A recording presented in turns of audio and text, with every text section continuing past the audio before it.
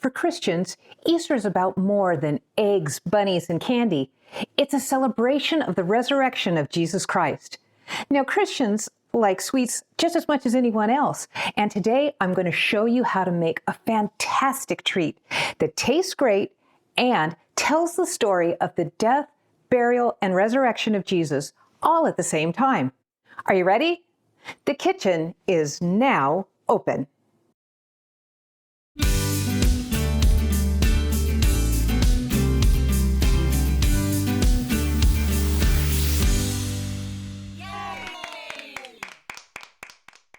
Hi, I'm Deb, and this is my kitchen. You know, family really is built at the dinner table, and I want to help you to build yours. So here we cover recipes that anyone can do, plus cooking skills and tips on making your dinner table the family center of your home.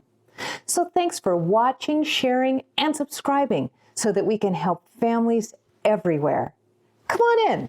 Let's cook up something good. For my resurrection rolls, the ingredients I'll be using are butter-flavored nonstick spray, 2 cans of crescent rolls, any brand, 1 stick of butter melted, 16 large marshmallows, 1 cup of white sugar, and 1 tablespoon of cinnamon.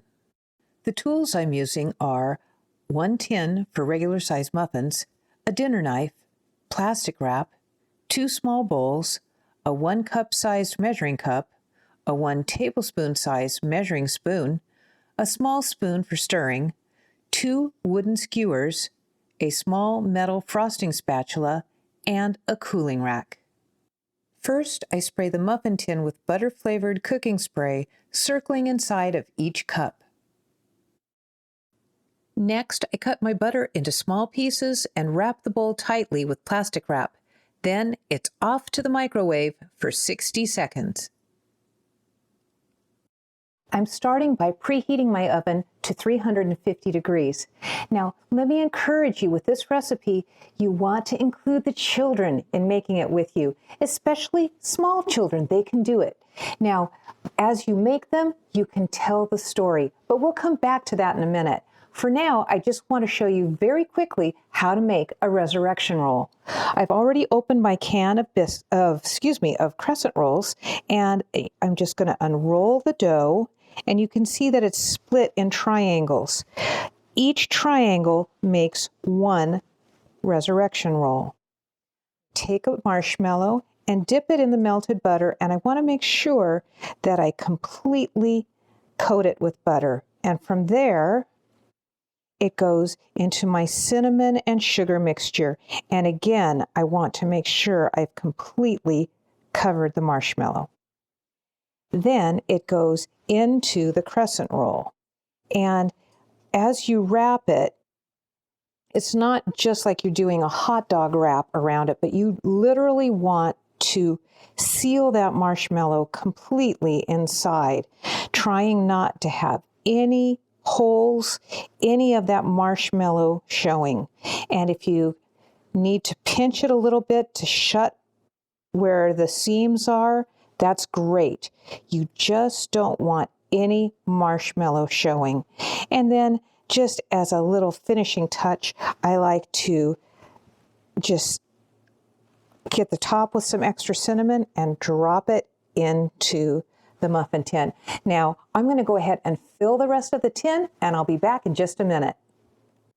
Okay, we're back, and while we were preparing our resurrection rolls, I heated the oven to 350 degrees. So now they're all ready, and we're going to pop these in for 10 to 12 minutes.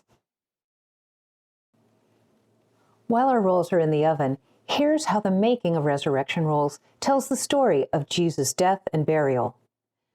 The white marshmallow represents the pure, sinless Jesus, who was crucified on the cross and died. Some of his friends then came and claimed the body to prepare it for burial. They anointed it with oil, which was represented by the butter, and then with spices, which was represented by the cinnamon and sugar. They then wrapped the body in clean white linen, which was represented by the crescent roll, and then they placed the body into the tomb. For us, we put it into my oven.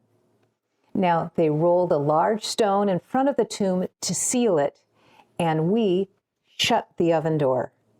Now, the best part of the story is yet to come in about 12 minutes. Quick note, while the rolls are baking, the marshmallows will melt and bubble up. And that's okay, it's normal. But don't let the kids see, it'll spoil the surprise.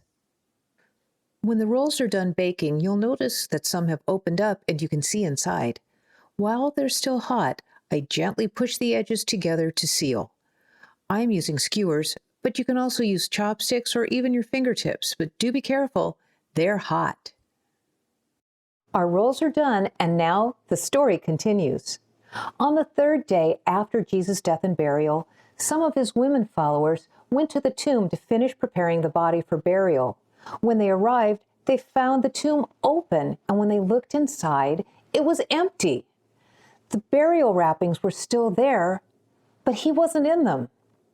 And then they saw an angel who said, "He's not here. He has risen."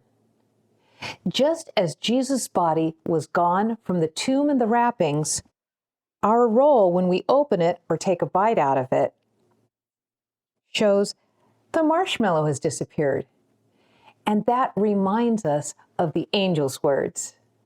These rolls are a beautiful way to illustrate the most important event in human history.